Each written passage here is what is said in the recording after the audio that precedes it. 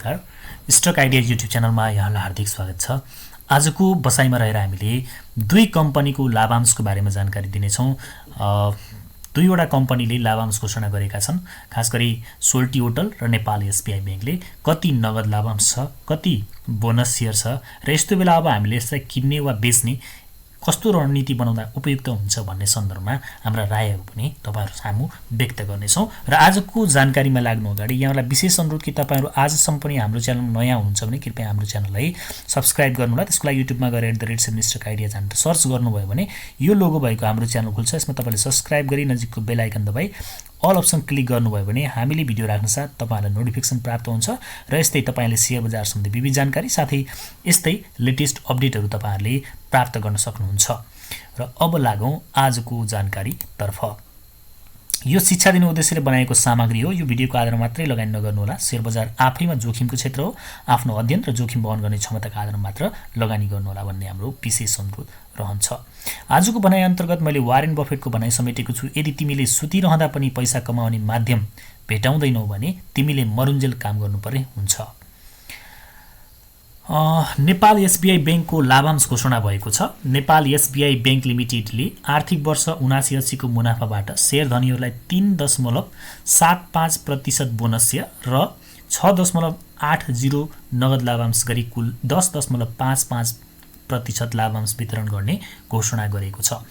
बैंकको सञ्चालक समितिको बैठकले चुक्ता पुँजी रु 10,12,28,706 को 10.55% लाभांश यो कर सहित हो वितरण गर्ने प्रस्ताव अघि सारेको हो। प्रस्ताव गरिएको लाभांश नेपाल राष्ट्र बैंकबाट स्वीकृत भई आगामी साधारण सभाले अनुमोदन गरेपछि वितरण गरिनेछ। कम्पनीले लाभांशको बुक क्लोज मिति भने तय गरेको छैन। अर्थात् अब यो 10.55% जुन लाभांश छ त्यसमध्ये 3.75% बोनस शेयर र 6.80% चाहिँ नगद लाभांश छ। यसैबाट कर पनि तिर्नेछ है त। अब अहिले चार्टमा हेर्दाखेरि एसबीआई बैंक कस्तो देखिन्छ, अहिले किन्ने वा बेच्ने भन्ने सन्दर्भमा एकचोटि कुरा गरौँ है त। अहिले यसको मूल्य हेर्नुहुन्छ भने 288 रुपैयाँ देखिन्छ बजारमा कारोबार भइरहेको। आजको कुरा गर्दा यो यसले चाहिँ मूल्य 0.07% यसको मूल्य घटेको छ। अर्थात् लगानीकर्ताहरूले यसको जुन लाभांश घोषणा भयो त्यसबाट त्यति सेटिस्फाइड हुन सकेनन् भन्ने कुरा चाहिँ पुष्टि गरेको छ। अहिले बजारमा 288 रुपैयाँमा कारोबार भइरहेको यो कम्पनी चाहिँ 52 हप्ताको हाइलो हेर्छौँ भने 378 देखि 269 रुपैयाँसम्म चाहिँ तलमाथि गरेको देखिन्छ हैन। भनेपछि अहिले 52 हप्ताको लो मूल्यको नजिकमा चाहिँ यो कम्पनीलाई हामीले देखिरहेका छौँ। अब यहाँबाट आज बढ्नुपर्ने थियो। यदि लाभांशलाई चाहिँ भनौँ न अपेक्षा अनुसारको लाभांश हुन्थ्यो भने बढ्न सकेन। यसर्थ केही समय चाहिँ हामीले look and see just watch and see नै गर्दा राम्रो हुन्छ हैन। अझै घट्ने सम्भावना चाहिँ तपाईँ हामीले यसमा आकलन गर्न सक्छौँ। उसो त बजारमा पनि आज खासै राम्रो बढोत्तरी देख्न पाइएन, बढ्न सकेन बजार। एउटा सङ्घर्ष गरिरहेको छ बजारले। अब धेरै घट्ने सम्भावना पनि तपाईले कम नै देख्नुहुन्छ बजारमा हैन। यो आज बजार चाहिँ बढ्नु पर्ने थियो, तर यो जुन भने नि मैले मङ्सिर 7 गते जुन एउटा आन्दोलनको घोषणा गरिएको छ त्यसको डरले पनि मान्छेहरूले लगानी गर्न अलिकति डराएका हुन् कि खालको चाहिँ इन्भाइरोमेन्ट देखिएको छ। अब यो कम्पनीको ईपीएस हेर्नुहुन्छ 18.94 रुपैयाँ छ फर्स्ट क्वार्टरको रिपोर्ट अनुसार। पी रेशियो 15.21 छ। बुक भ्यालु 182 भनेपछि बुक भ्यालु पनि राम्रै छ।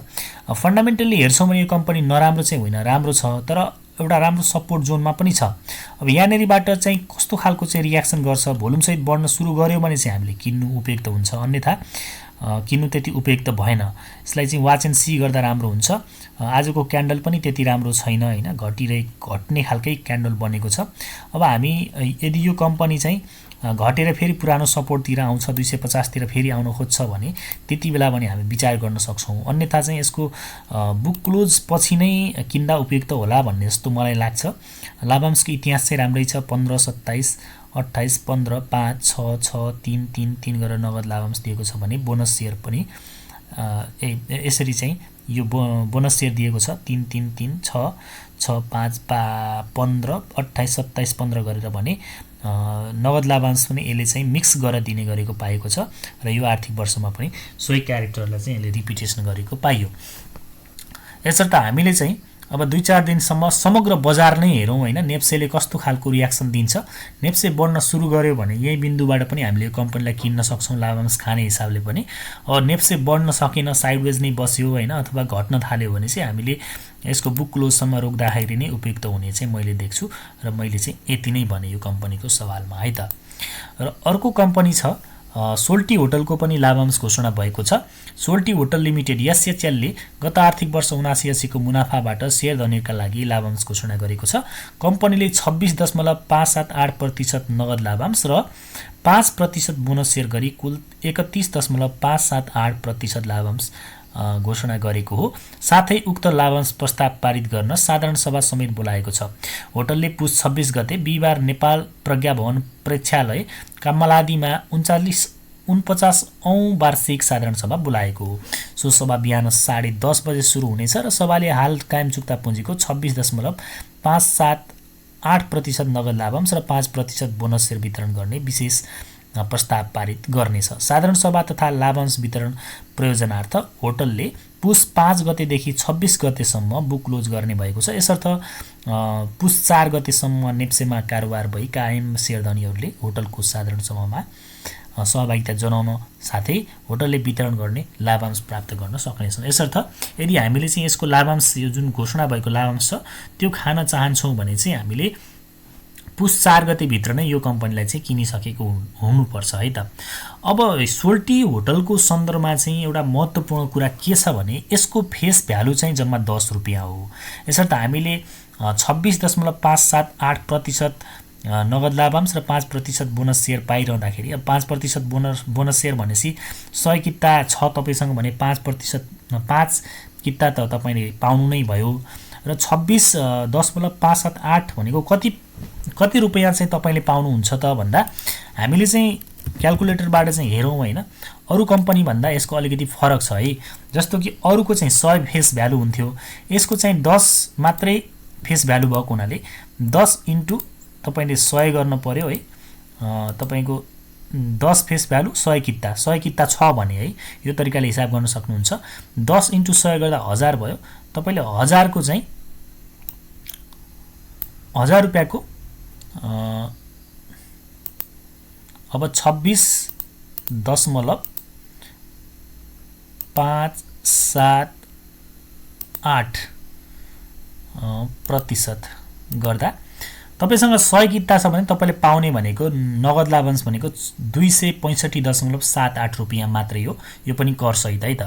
हामीले चाहिँ यसमा झुकिन्छौँ भनेर मैले चाहिँ यो कुरा तपाईहरुमा जानकारी गराएँ, किनभने अन्य कम्पनीहरुको चाहिँ फेस भ्यालु 100 हुन्छ। 100 हुनेहरुको चाहिँ हामीले चाहिँ यदि यसको 100 फेस भ्यालु हुन्थ्यो भने 2657 रुपैयाँ 2605 रुपैयाँ हुन्छ के सायद है, यदि 100 हुन्थ्यो भने। एनीवे तपाईको चाहिँ यो 10 रुपैयाँ फेस भ्यालु भएको हुनाले यसमा चाहिँ हामीले लाभांश पाउने भनेको 100 किता बराबर 265 पाउने भयो।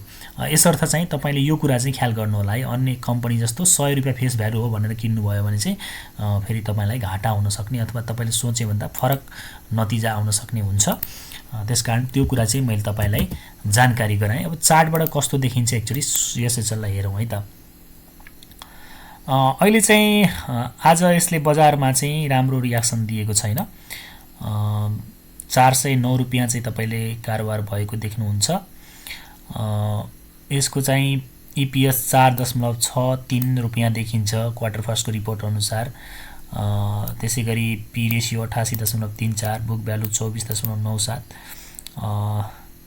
लाभांशको कुरा गर्दा अघि मैले भनिसके 26.58% नगद लाभांश र 5% बोनस शेयर घोषणा गरेको छ।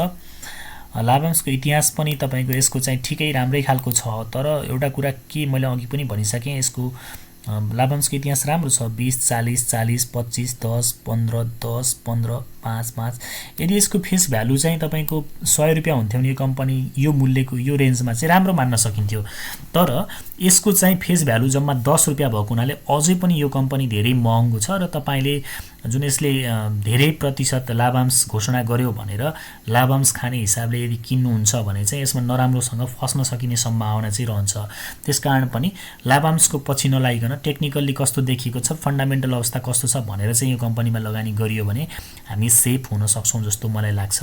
यस कारणले पनि यो कम्पनी अब अहिले होटल सेक्टरमा चाहिँ धेरै बढिसकेको छ, अलि सचेत चाहिँ हुनुपर्छ र ट्रेडिङ गर्ने उद्देश्यले होटल सेक्टर फेरि धेरै राम्रो पनि छ, किनभने सप्लाई कम भएको हुनाले बढ्ने क्रम चाहिँ एकदमै फास्ट हुने गर्छ यी कम्पनीहरूमा। तर पछिल्लो समय क्यारेक्टर चेन्ज गरेको जस्तो देखिएको छ। सोल्टी होटलको कुरा गर्दाखेरि यहाँ एउटा चाहिँ हायर, यो जुन हायर हाई बन्यो त्यसपछि भने चाहिँ यसले लोअर लो बनायो अनि फेरि लोअर हाई बनायो, फेरि लोअर लो बनाएको छ र फेरि अर्को लोअर हाई बनाएर फेरि तल नै झरिरहेको छ। लाभांश घोषणा हुँदाखेरि पनि कम्पनी बढ्न सकेको छैन, भोल्युमसहित नै घटेको छ। यसर्थ इन्ट्री गर्नको लागि चाहिँ मैले यसमा केयरफुल हुने र तत्काल इन्ट्री गरिहाल्नुभन्दा यसलाई चाहिँ इन्ट्री नगर्दा नै उपयुक्त हुने देखिन्छ। जबसम्म यो घट्ने क्रम जारी रहन्छ, यो क्यारेक्टर जारी रहन्छ, जुन तपाईँको लोअर लो र लोअर हाईको श्रृङ्खला जारी रहन्छ, तबसम्म चाहिँ यो कम्पनीलाई चाहिँ इन्ट्री नगरिकन जस्ट वाच एन्ड सी गर्दाखेरि नै राम्रो हुन्छ। जब यो क्यारेक्टर चेन्ज भएर यसले यो क्यारेक्टर चेन्ज गरेर हायर हाई र हायर लोको श्रृङ्खला बनाउन थाल्यो भने चाहिँ ट्रेडिङ गर्ने उद्देश्यले चाहिँ मात्रै यो कम्पनीमा इन्ट्री गर्न सकिन्छ। अन्यथा 10 रुपियाँ फेस भ्यालु भएको कम्पनी 409 रुपियाँमा किन्नु भनेको अलिकति बढी नै महँगो भन्ने मलाई लाग्छ। यसर्थ तत्काल इन्ट्री नहुनको लागि नै मैले यसमा आफ्नो रिकमेन्डेसन गर्न सक्छु। उसो त यो तपाईँलाई सेयर किन्नुहोस् वा बेच्नुहोस् अथवा नकिन्नुहोस् भन्ने सुझाव होइन, यो चाहिँ तपाईँहरूलाई शिक्षा दिने उद्देश्यले बनाएको सामग्री हो।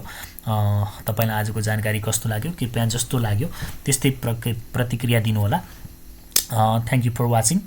कुन ठाउँबाट हेर्दै वा सुन्दै हुनुहुन्छ कमेन्ट गर्नुहोला। शेयर बजार सम्बन्धी विविध तथा समसामयिक जानकारीका लागि हाम्रो च्यानललाई सब्सक्राइब गरिदिनु होला, भिडियोलाई लाइक गरिदिनु होला र कुनै जिज्ञासा वा सुझाव भए कमेन्ट गरिदिनु होला भन्दै आजको बसाइबाट तपाईँहरू माझबाट ओझेल पर्छु। नमस्कार, शुभ समय।